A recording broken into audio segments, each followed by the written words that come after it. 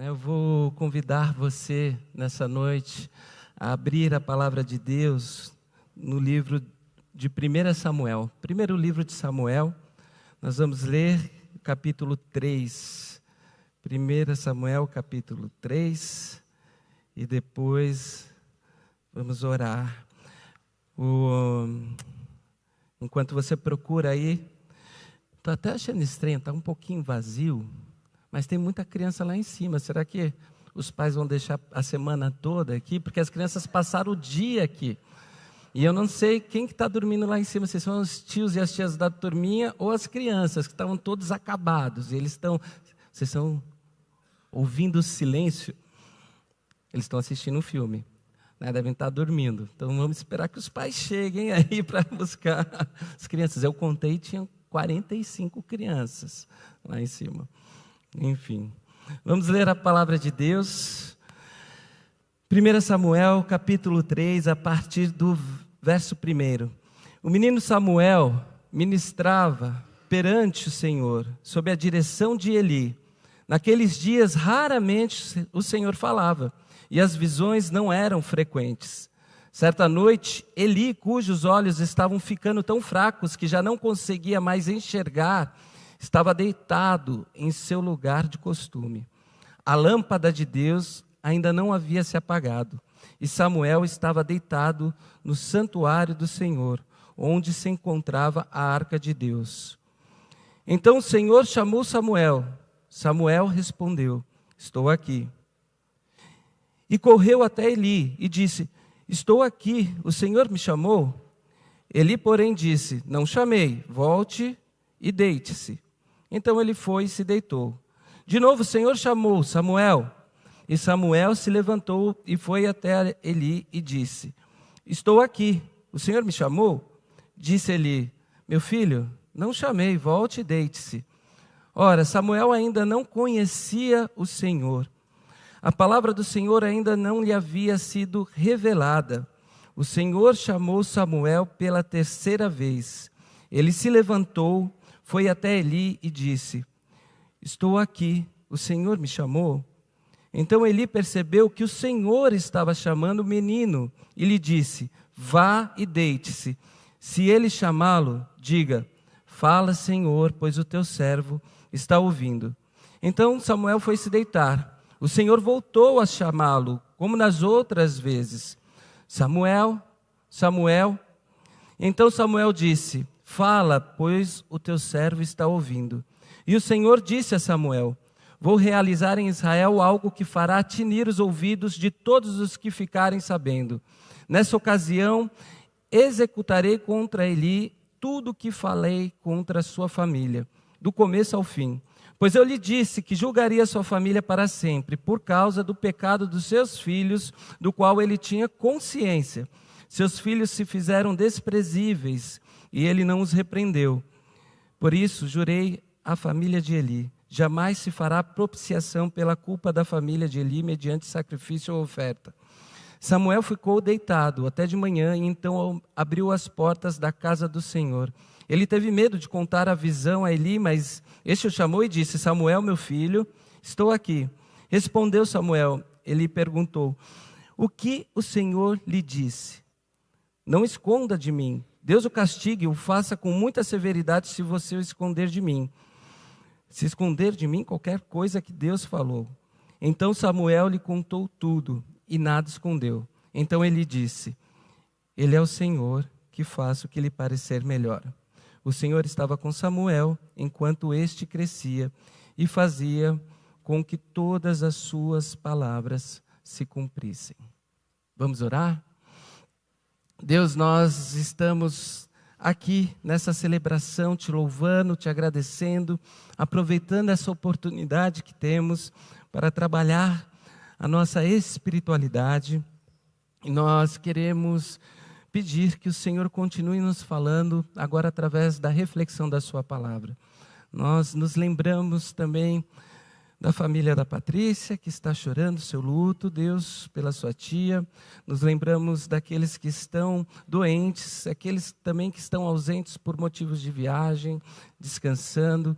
Que o Senhor alcance toda essa comunidade que está espalhada aqui e também abençoe todos aqueles que por ela são representados. Nós te pedimos assim, no nome do seu Filho Jesus. Amém. Amém. Esse é o texto que fala da vocação, do chamado de Samuel. Samuel, que inaugura um novo período para o povo de Israel, final do período de juízes, começo de um período que vai se instaurar a monarquia no povo de Israel. E Samuel, então, que é um último juiz, está crescendo para ser um sacerdote e é também um dos grandes profetas do povo de Israel. Desde os seus primeiros dias de vida, Samuel foi consagrado ao sacerdócio pela sua mãe, que era estéril, e a Ana, sua mãe, ora para Deus pedindo um filho, e diz que se Deus concedesse essa bênção, ela o ofereceria para o trabalho de Deus. Então, depois de amamentá-lo, e no período possível, ela entrega ao sacerdote Eli, Samuel, ainda criança, e Samuel cresce então aos pés do sacerdote Eli, e ali passa praticamente toda a sua infância com sua mãe visitando, e seu pai uma vez por ano pelo menos, e Samuel ainda menino, então ele é levado para o serviço religioso, crescendo dentro da igreja, mas embora Samuel crescesse no serviço religioso, ele ainda, o texto diz, não conhecia o Senhor, não sabia que Deus podia falar com ele. E acontece que Eli tinha 2 filhos, e esses 2 filhos, o contexto está lá no capítulo 1 e 2 do primeiro livro de Samuel, eles também eram responsáveis, junto com Samuel, pelos serviços religiosos do sacerdócio.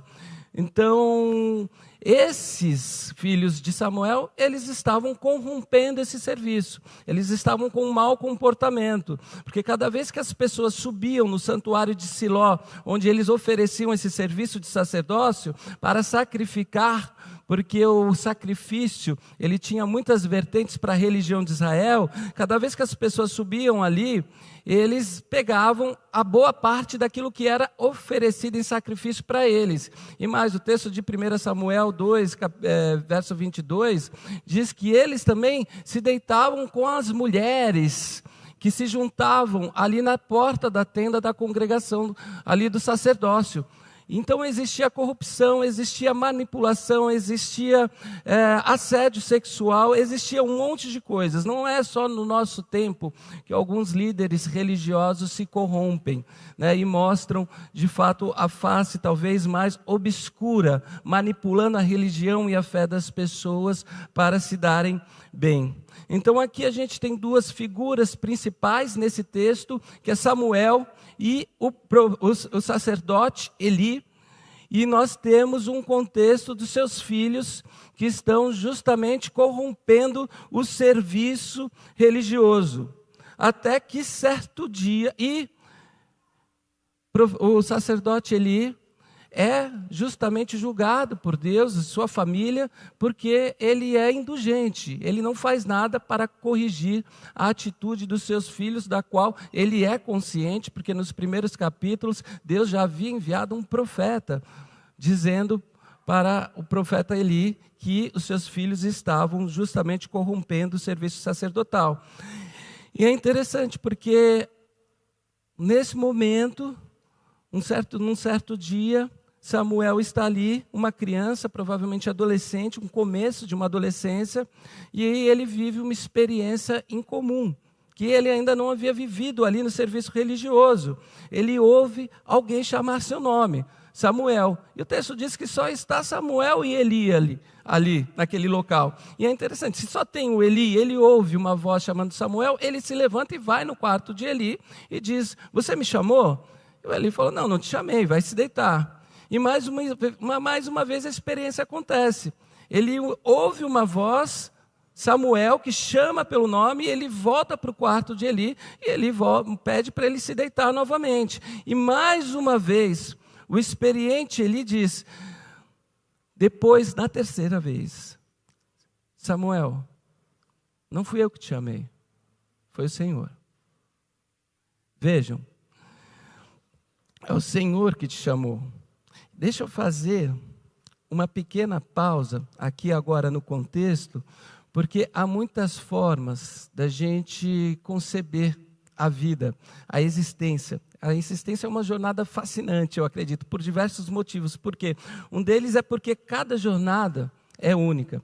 Às vezes a gente cresce no mesmo lugar, a gente cresce na mesma casa, a gente caminha nos mesmos caminhos, mas a gente faz escolhas diferentes, a gente tem percepções diferentes, a gente tem decisões diferentes que vão justamente construindo a nossa jornada de vida. Então é muito fácil a gente identificar, às vezes, dentro de uma mesma casa, irmãos que têm uma faixa etária próxima, ou até mesmo a mesma, como gêmeos, mas que a gente vê que tem personalidades diferentes, características diferentes, embora cresçam com os mesmos valores dentro da mesma casa, da mesma religião, etc.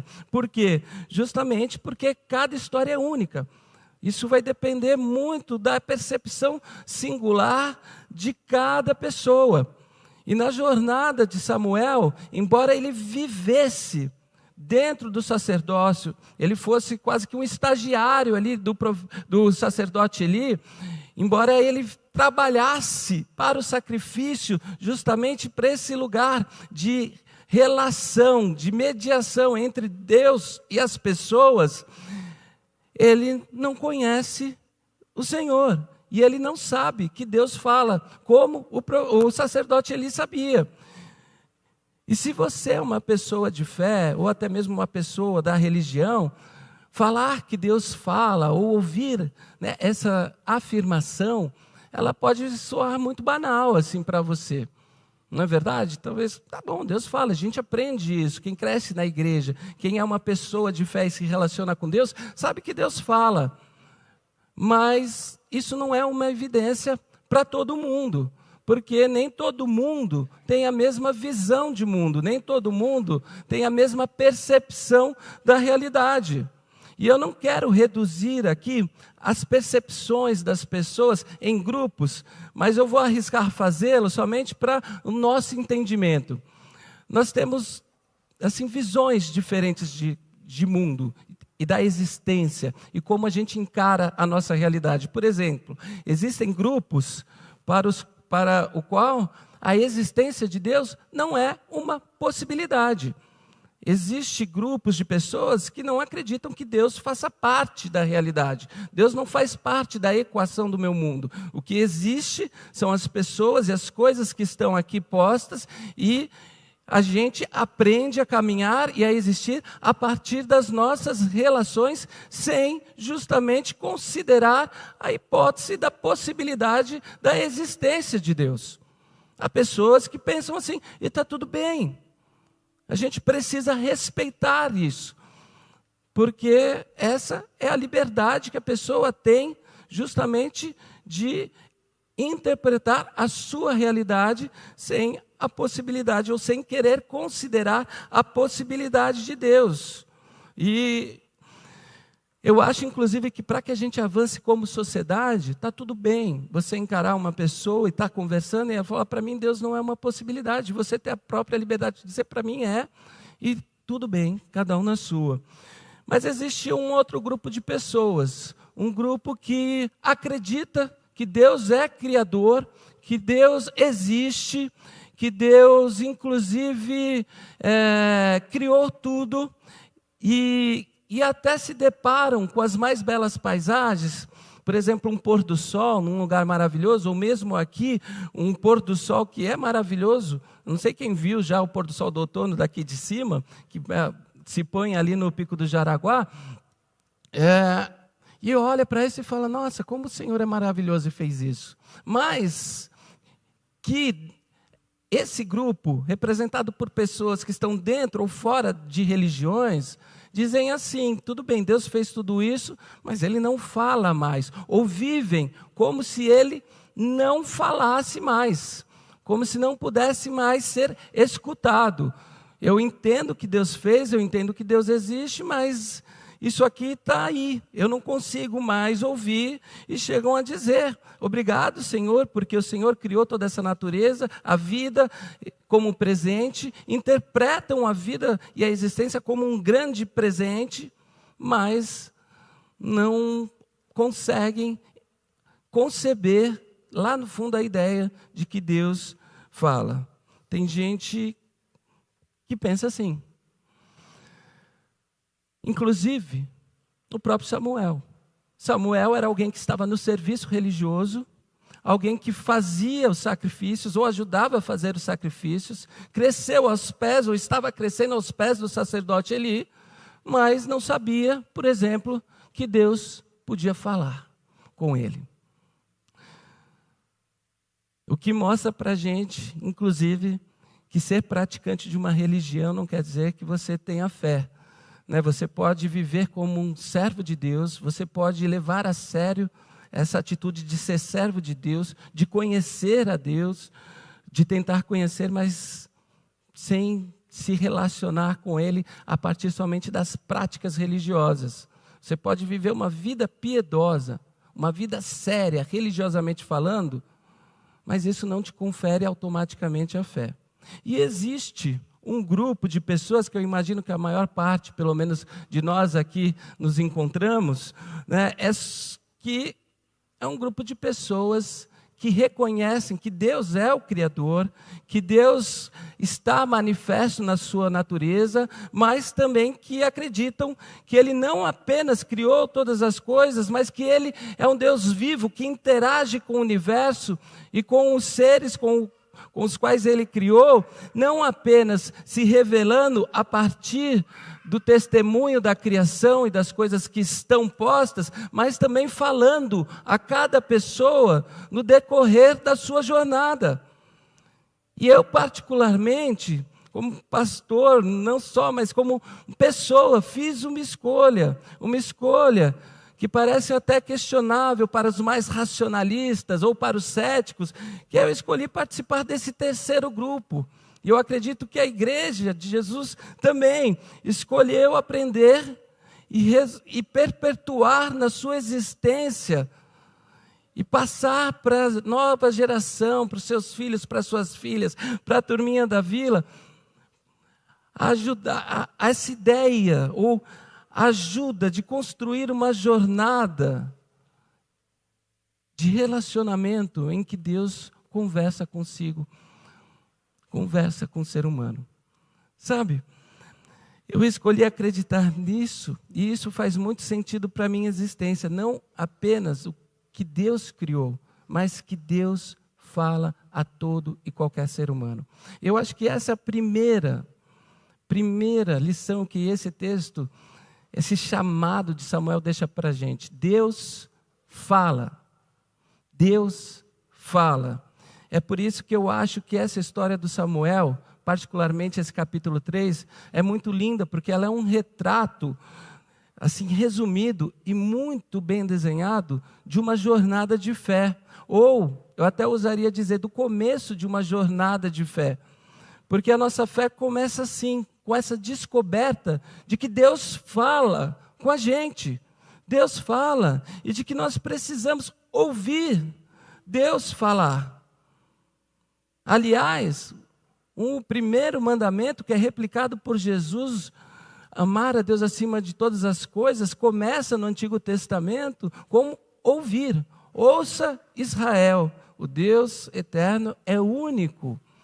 E você deve amá-lo acima de todas as coisas. Começa com ouvir. Antes de amar, antes de falar de amor, o mandamento do amor é precedido pela escuta da palavra de Deus.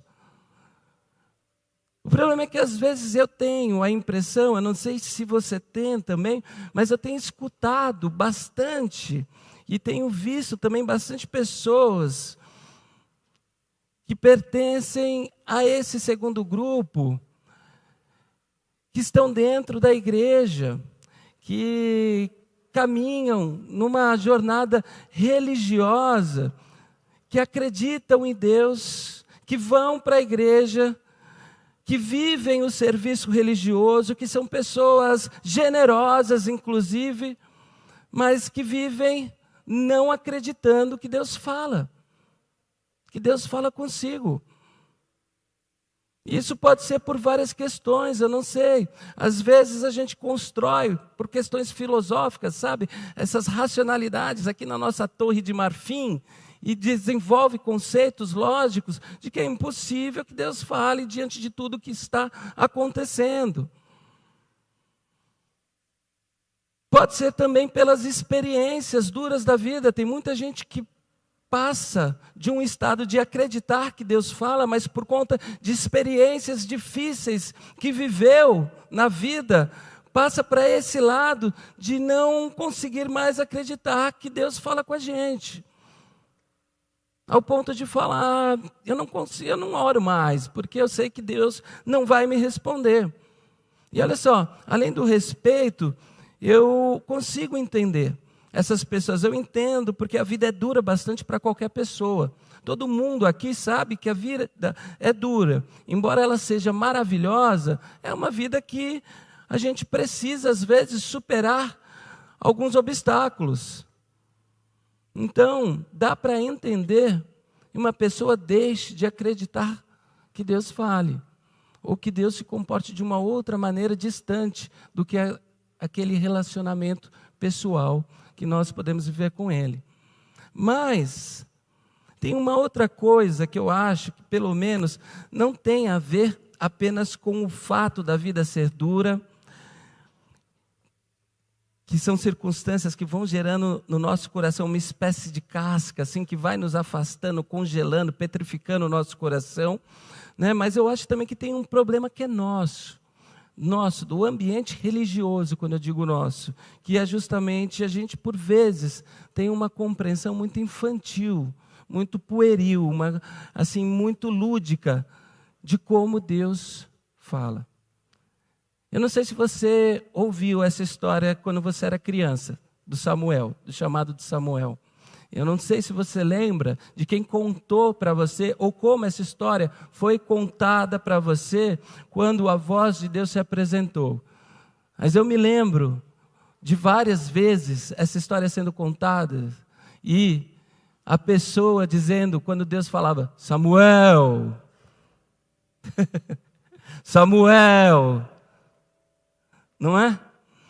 Uma voz diferente, uma voz que vem do céu. Eu não sei, eu não tenho crise com isso. Eu acho que Deus pode falar do jeito que Ele quiser, com a voz que Ele quiser, né? Mas talvez a gente precise assim ultrapassar esse imaginário da fala de Deus muito estereotipado, sabe? Sempre com essa conotação infantilizada, lúdica, de que quando Deus fala, como fala nos desenhos, né, que aparecem a voz de Deus, né, aparece com uma voz totalmente diferente, aparece como uma voz transcendente, aparece como uma voz que abre-se o céu e de repente vem uma luz e aquela voz. A gente guarda isso no nosso imaginário. Eu acho que talvez a gente precise ultrapassar a nossa compreensão dessas formas tipificadas que foram passadas para a gente, de como Deus fala, de qual que é a voz de Deus. Talvez a gente precise passar pelo processo do Samuel aqui. Não aprender somente que Deus fala, mas aprender a ouvir Deus falar. São duas coisas diferentes, né? Deus fala, Samuel está aprendendo isso, e no processo em que ele percebe que Deus fala, ele precisa aprender a ouvir Deus falar. E isso é muito interessante, porque o texto diz que pelo menos 3 vezes ele vai e vive esse processo sem conseguir identificar a voz de Deus. O que parece que a voz de Deus é muito parecida com uma voz humana, mais do que essa voz transcendente, porque ele confunde a voz de Deus com a voz do Eli, do sacerdote, não é? Mas assim, também querendo mostrar que nesse processo de aprender a ouvir Deus falar, ele não se dá de maneira instantânea, ele é um processo, como eu disse. A gente às vezes não reconhece na primeira vez Deus falando com a gente. Muitas vezes é preciso que Deus insista com a gente para que a gente reconheça a sua palavra. Às vezes a gente precisa de tempo, às vezes a gente precisa viver ou se abrir para viver esse processo. Às vezes a gente precisa de fato dar tempo e separar tempo para ouvir Deus falar. E talvez essa seja a segunda indicação que o texto nos dê. Não só que Deus fala, mas que a gente precisa aprender a ouvir Deus falar. A gente precisa aprender a ouvir Deus falar. Ninguém nasce sabendo. Samuel não nasceu sabendo, ele teve que aprender. E eu acho muito linda essa história, porque não só por conta de uma criança ir aprender com um senhor que já passou por várias experiências, o que mostra um pouquinho dessa relação da comunidade, e essa criança vai receber uma mensagem que é para o Senhor, e vai passar essa mensagem, vai ensinar também aquilo que Deus, ou vai passar a palavra de Deus, mas sobretudo, o que ele está dizendo. O que o Eli diz para o Samuel é: Samuel, quando você tiver a sensação de que Deus está falando com você, responda. Responda. É isso. O que ele está dizendo é: Samuel, você ouviu a voz de Deus? Então responde. Seja responsivo. O Eli, ele não está aqui passando uma receita para falar: quando você ouvir a voz de Deus, diga. Fala, Senhor, seu servo ouve, e a gente tem que fazer isso, então, como uma receita pronta. Não, é mais uma instrução pedagógica. Ele está dizendo: converse com ele, Samuel. Se abra para o movimento dessa experiência relacional, porque ela não é unilateral. Essa experiência é um encontro, ela depende de uma interação. Samuel, sempre que você for provocado por Deus, faça também os seus movimentos para discernir o que essa voz está querendo te dizer. E eu acho isso muito potente, porque a gente pode conduzir a nossa vida segundo essas conversas que nós temos com Deus, mas a gente precisa sair para a vida com essa disposição de ouvir Deus, de querer ouvir Deus falar da forma que Ele quiser falar. Eu acho interessante, outro dia eu terminei uma pregação aqui, e a pessoa me disse: pastor, você pregou a minha história, e teve um momento em que eu falava com Deus, e Ele me respondia. Isso é incrível, não é? Porque essa pessoa já estava com a disposição de ouvir Deus, e Ele falava de diversas maneiras, de diversas formas. Às vezes a gente fica esperando que Deus vai escrever um negócio na nuvem para a gente, né? A gente fica lá esperando uma resposta, ou esperando um e-mail, né? Na caixa lá de mensagem: Deus Pai, Deus Filho e Deus Espírito Santo. Assim, pronto, foi Deus que te mandou. Eu não sei,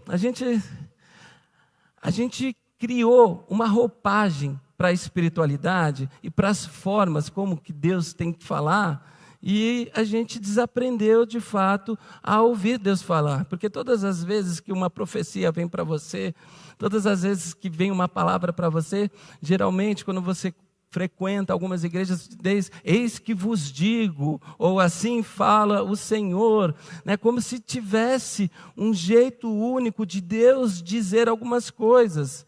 Essas leituras estereotipadas da voz de Deus, elas acabam fazendo com que a gente acredite que Deus não fale mais quando não acontece.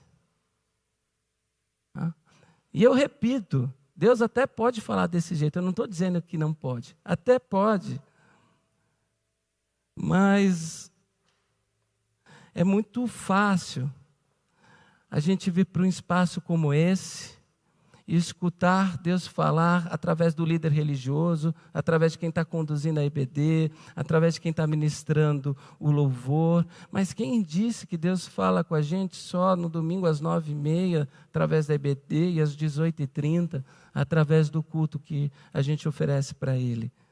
Por que não perceber Deus a partir desses outros lugares, assim, do nosso cotidiano, das nossas experiências triviais? Por que não? Por que não acreditar como nós cantamos, que os anjos cantam? Por que não acreditar como o autor de Hebreus diz, que nós podemos hospedar anjos? O autor de Hebreus escreve isso. Uma vez eu estava num culto de uma igreja muito tradicional, assim. E às vezes, quando o culto é muito silencioso, a gente acha que Deus não vai falar, né? É muito racional. E eu vivi, assim, uma das experiências mais intuitivas, assim, de ouvir Deus falando, porque no meio de uma música, onde estava um silêncio, não tinha instrumento, uma pessoa começou a cantar, outra pessoa começou a cantar, e de repente parecia que um coral de anjos estava cantando aquela letra para mim, assim. Porque não tem um jeito certo, entende? E quando o autor de Hebreus escreve que a gente pode hospedar anjos, ele não está dizendo também, naquela imagem estereotipada que a gente guarda, que o anjo Gabriel, o anjo Miguel vai lá na sua casa visitar. Não, anjo significa mensageiro de Deus. Ele está dizendo que se você fizer do seu coração uma habitação para Deus, provavelmente você vai escutar a sua palavra, porque a mensagem vai chegar de alguma maneira em você. E se são mensageiros de Deus, eles estão trazendo uma mensagem de Deus. Talvez eles não digam assim para você no seu coração: eis que vos digo. Ou não fale com aquela voz: André, no seu coração, mas não de um jeito diferente, mais informal, passando recados que a gente precisa ouvir.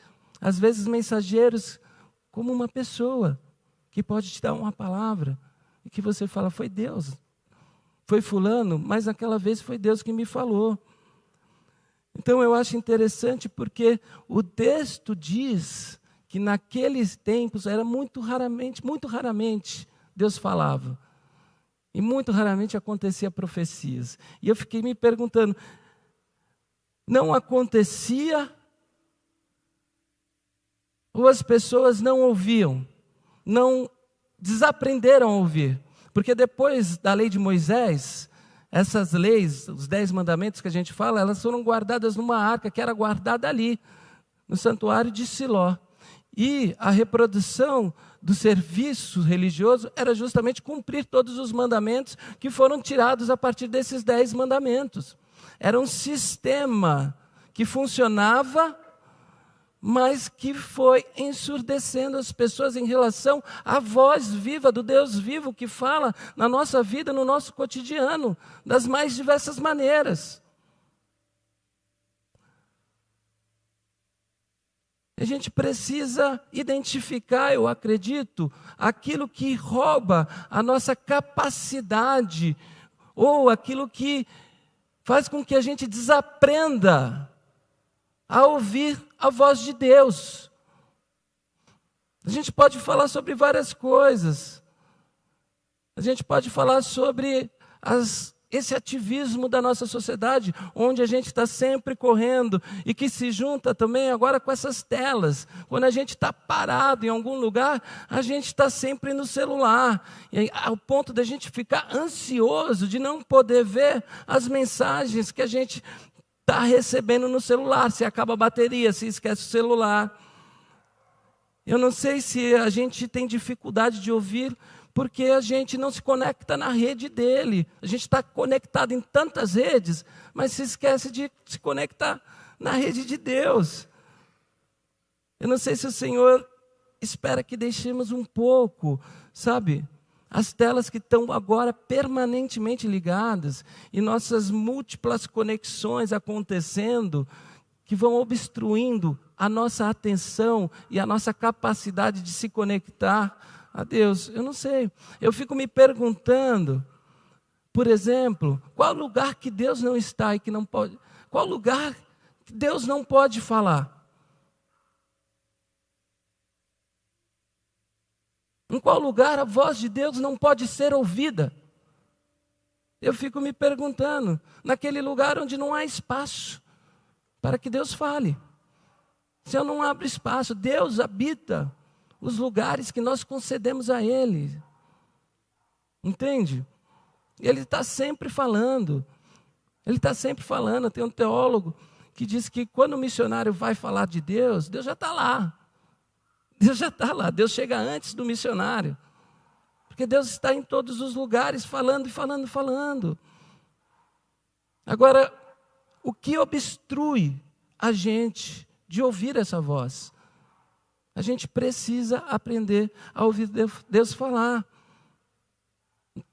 E eu acho que, sobretudo quem vive no meio religioso como igreja, tem um grande anseio de ouvir Deus falar. Essa é uma questão que eu ouço bastante. Assim. Pastor, André, que Deus falasse comigo. Eu queria. Quando a gente descobre que Deus faz parte da nossa realidade, que Deus é o nosso sustento, que Ele é criador, que Ele é autor da vida, a gente quer, lógico, ouvir a voz dEle. A gente quer saber como é que é esse negócio, como é que é essa experiência. A gente quer ouvir respostas, a gente quer conselhos, a gente quer saber qual caminho seguir. Agora a gente precisa viver se dispondo a ouvir também a voz de Deus, a viver esse processo. E é o que Samuel faz, ele vai 3 vezes, ele ouve ali, ele vai aprendendo. E a palavra do Senhor vai sendo dita, e ele vai crescendo, e a palavra vai sendo replicada por Samuel. Então está aqui Samuel, descobrindo que Deus fala, está aqui Eli, ensinando Samuel a ouvir o que Deus fala. E não é que Deus fala com uma criança, com um menino, e nessa história, especificamente, aquilo que Deus fala não é nada muito agradável, nem para o Samuel, muito menos para o Eli. Talvez seja o terceiro ponto. Deus tem uma palavra de contestação, às vezes, para a gente, que também faz a gente se ensurdecer. Não tem? Ouvir Deus contra nós é difícil, não é? Ouvir Deus contra nós, às vezes é acolher, ou na verdade sempre é acolher um bem. Mas é difícil, porque o recado que o Samuel, que é um aprendiz, que é um estagiário das coisas religiosas, vai receber, vai lá e fala para o seu chefe que a casa caiu. Eu já tinha avisado, agora chegou o tempo. Basicamente é isso, vai lá conversar com ele assim que eu avisei, agora minha mão vai pesar sobre ele. E para Eli, essa é uma notícia contra ele. E eu acho interessante, inclusive o registro dessa história que fala sobre o fato de Deus nos falar, ser o registro de Deus nos falar contra nós, a fala de Deus contra nós mesmos. Por que eu acho isso interessante? Porque a gente precisa sair desse lugar também de imaturidade e achar que tudo que Deus vai nos falar, Ele vai falar para confirmar aquilo que está no nosso coração. A gente precisa, às vezes, de falas de confronto, de confrontação. A gente precisa, para crescer, de falas que sejam contra nós, para que, em algum momento, elas se tornem por nós. Não é isso? Tem confronto na vida que a gente vive que é muito desconfortável, que é muito desconcertante, e que a gente fica até com raiva da pessoa que nos confrontou. Não acontece isso com vocês ou só comigo? Uma vez eu fui pregar numa igreja grande, Igreja Batista de Nîmes, da Associação Francesa, primeira pregação fora da igreja que eu servia, e fiz uma pregação em francês, e o pastor tinha uma família de origem portuguesa, e ele elogiou a pregação, elogiou o meu francês. E eu fui, depois do culto, para a entrada ali, para a saída da igreja, cumprimentar as pessoas, e essas pessoas começaram a falar: ai, que bom seu francês, sua pregação, etc. Até que chega uma senhora suíça, autêntica, para não dizer, e fala assim: olha, sua pregação foi boa, mas seu francês... Inclusive, veio outro brasileiro aí, que, ó, te deixou para trás. E era meu amigo que foi comigo. E eu fiquei com uma raiva danada, que eu fiquei amargando aquilo o domingo inteiro, assim, possessivo. Falei com a Fê, me encontrei com esse meu amigo. Ela não tem direito, eu sou um estrangeiro. Mas assim, depois foi a melhor coisa que me aconteceu. Por quê? Porque eu estudei o francês e toda vez que eu ia pregar, eu passava, repassava, às vezes dava para um amigo francês gravar o áudio, e isso me ajudou a evoluir.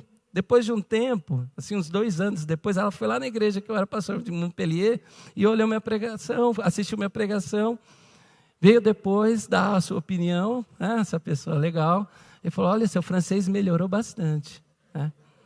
Aí eu apresentei a Fê, que não estava comigo na primeira ocasião. Aí ela falou: mas o sotaque dela é melhor. Enfim, há coisas que nos confrontam e que parecem que são contra nós, mas que são para o nosso bem. Pensa na educação dos pais, da mãe. A gente fala direto, né?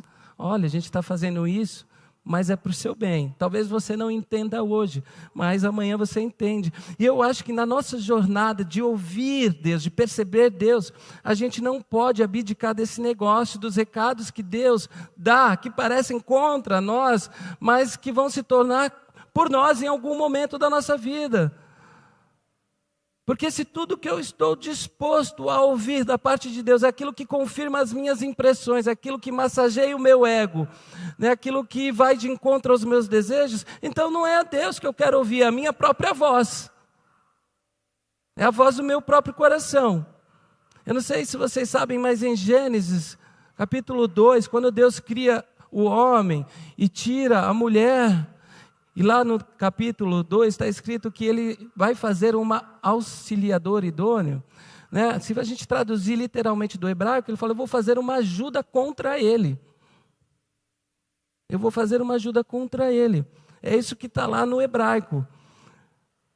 Literalmente. Por quê? Porque a gente precisa de alguém para nos confrontar. Não só a mulher. O homem também confronta, né?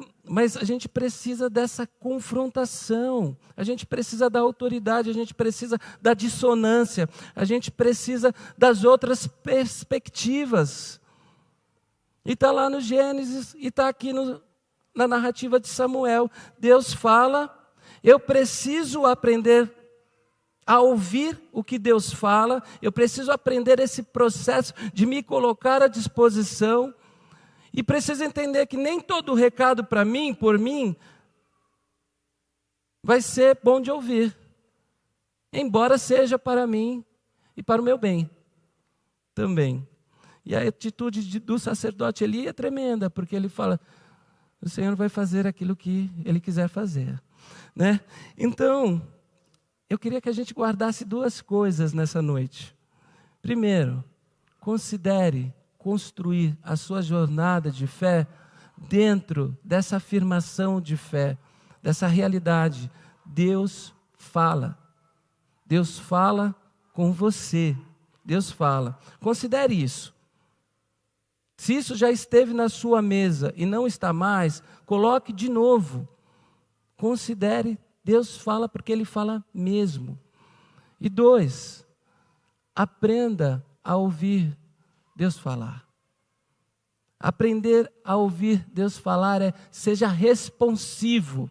Não fique esperando uma coisa unilateral. Se movimente. Saia da sua zona de conforto. Por que você não acorda toda manhã, em vez de pegar o celular e ver todas as mensagens e notícias? Como todo mundo, ou a maioria que faz, não pega, faz o seu café, o seu chá, o seu suco, a sua água, e pergunta para Deus: o que o Senhor quer me falar hoje? Primeira coisa, não vai tomar seu tempo, mas seja responsivo. É uma relação. Precisa de dois lados para acontecer. Senão Deus não vai falar. Ou, melhor, senão você não vai escutar. Porque você não está se permitindo viver o processo de aprender a ouvir Deus falar. É isso. A gente vai cantar uma música. Eu acredito que Deus fala. Deus fala assim. E acredito que a gente pode sair daqui com essa consciência de aprender a ouvir Deus falar.